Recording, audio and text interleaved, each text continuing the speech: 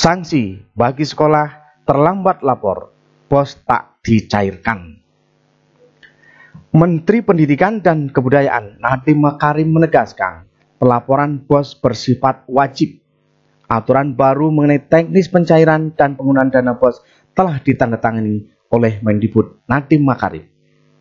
Kemarin, sekolah lapor BOS hanya 53%. Kita ingin 100%. Jadi sekolah dipaksa harus lapor, tegas PLT PAUD Dikdasmen Haris yang sejak 16 April 2020 dilantik untuk menduduki jabatan Widya Prada ahli utama itu, yang dilansir Medcom ID 13 Februari 2020. Ada 3 hal mendasar yang mengalami perubahan jika dibandingkan sebelumnya.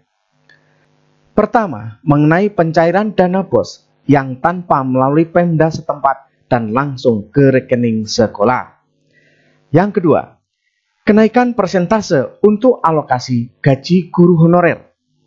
Dan yang ketiga, penyetopan pencairan dana BOS jika sebuah sekolah tak mampu melaporkan 2 kali pencairan dana BOS sebelumnya secara berturut-turut. Dengan kebijakan terbaru ini, sekolah harus berpikir ulang jika tidak ingin dana BOS berikutnya tidak cair. Ada yang merespon gembira, banyak yang senang karena bisa memutus mata rantai birokrasi pencairan dana BOS yang harus melalui Pemda terlebih dahulu. Dan ada juga yang sangat senang karena gaji guru honorer yang naik bisa sedikit menyejahterakan mereka. Namun ada yang kecewa, besaran 50% untuk gaji guru honorer dirasa terlalu tinggi dan membebani anggaran sekolah, walau dana BOS yang diterima tiap siswa mengalami kenaikan.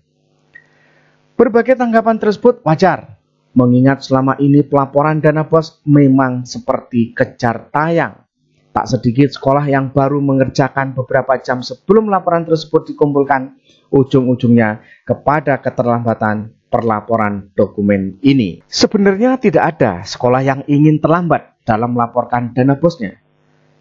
Berikut ini alasan-alasan yang dapat menyebabkan sebuah sekolah terlambat atau bahkan hampir gagal dalam memenuhi kewajibannya akan dana yang super penting bagi sekolah ini. Yang pertama, dana BOS yang terlambat cair seringkali terjadi, terutama di awal tahun pelajaran. Dana BOS baru cair 2 hingga 3 minggu dari awal triwulan. Bulan Januari adalah bulan yang paling sering terjadi keterlambatan pencairan dana BOS. Banyak sekolah yang sebenarnya sudah selesai melaporkan dana BOS-nya harus menunggu sekolah lain yang belum selesai membuat laporannya. Ketika keterlambatan pencairan ini terjadi, maka sekolah sering kebingungan untuk menutupi operasional pada triwulan tersebut. Kegiatan transaksi pun tidak akan bisa berjalan dengan baik karena harus mengandalkan sisa kas pada tahun berikutnya yang tidak terlalu banyak. Sehingga banyak kepala sekolah yang terpaksa harus memberikan talangan dulu. Dengan adanya teknis baru pencairan dana BOS yang baru ini, sangat diharapkan dana BOS segera cair pada awal triwulan atau catriwulan, sehingga bisa lebih cepat terserap dan memudahkan pelaporan. Yang kedua, sekolah harus menyesuaikan jenis pengeluaran yang dilakukan oleh sekolah. Mereka dengan pengeluaran yang diperbolehkan oleh petunjuk teknis BOS. Ini yang sering membuat pekerjaan laporan BOS pusing 7 keliling.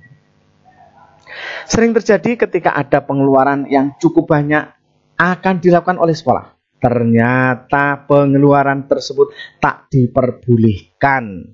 Ada juga yang sudah mengeluarkan untuk hal tertentu tapi jumlahnya dibatasi. Makanya menurut Mendikbud, dengan teknis baru pencairan BOS langsung ke sekolah, maka pihak sekolah lebih tahu apa saja kebutuhan yang mereka butuhkan dengan segera. Hanya sekolah yang tahu barang apa saja yang harus mereka beli dan pengeluaran apa saja yang harus segera dipenuhi. Bukan dari pemerintah yang harus mematok persentase sekian untuk pengeluaran tertentu, seperti yang selama ini terjadi. Ujung-ujungnya sekolah melakukan manipulasi dengan menggunakan stempel palsu dan berbagai hal buruk. Ini harapan Pak Nadiem seperti ini, supaya tidak terjadi lagi. Namun ada satu hal yang harus digarisbawahi. Kebutuhan sekolah memang hanya sekolah yang tahu. Itu bukan berarti kewenangan diserahkan sepenuhnya kepada kepala sekolah atau bendahara. Rapat bersama antara komite, guru juga sangat penting agar tidak terjadi penyelewengan dana BOS yang ujung-ujungnya ada oknum-oknum yang datang ke sekolah minta duit juga. Nah, ini terjadi di mana-mana. Sampai hari ini pun juga belum ada solusi. Yang ketiga, tidak adanya kegiatan asistensi dari pejabat setempat mengenai pelaporan dana BOS secara berkala. Memang ada semacam workshop yang diadakan bersama dalam satu wilayah kota atau kabupaten kota tertentu. Namun kegiatan ini belum efektif karena tidak secara berkala. Sehingga masih banyak kepala sekolah yang kebingungan membuat pelaporannya. Selain jumlah sekolah yang terlalu banyak, sering kegiatan ini hanya memaparkan secara umum mengenai bagaimana membuat laporan BOS yang baik dan transparan. Sekolah tidak bisa leluasa bertanya lebih lanjut kepada pihak yang lebih kompeten agar tidak mengulangi kesalahan yang sama dan bisa merencanakan keuangan lebih matang. Hal ini dengan adanya pemberian pendampingan secara berkala harapannya bisa secara efektif ya untuk pelaporan dana BOS. Yang keempat, ada beberapa waktu pengerjaan laporan BOS yang bersamaan dengan agenda sekolah. Pengerjaan pada triwulan 1 sekitar bulan Maret adalah waktu yang paling sempit untuk mengerjakan laporan BOS karena berbarengan dengan kegiatan lain, semisal lomba, kemudian beberapa ujian, ya, kemudian ada urusan yang lain. Berikutnya ada laporan lain selain laporan BOS yang harus dikerjakan oleh sekolah. Di antaranya contoh, ini sebagai contoh, harus mengerjakan laporan dari BPK dan Simbada dari BPKAD selama 1 tahun. Ini yang kerap menghambat juga pengerjaan laporan BOS pada triwulan yang sedang berjalan karena konsentrasi sekolah harus terpecah dengan kegiatan yang lain. Keenam, kurangnya tenaga untuk mengerjakan laporan BOS terutama di sekolah dasar. Dengan adanya kenaikan untuk gaji guru, terutama guru honorer dan PTK honorer, diharapkan kekurangan tenaga ini bisa diatasi, yaitu memanfaatkan tenaga yang ada, yaitu guru ataupun PTK honorer. Alokasi yang lebih banyak untuk tenaga yang mengerjakan BOS juga bisa diberikan, mengingat mengerjakan laporan BOS adalah pekerjaan berat yang mengemban tugas menyelamatkan keuangan negara.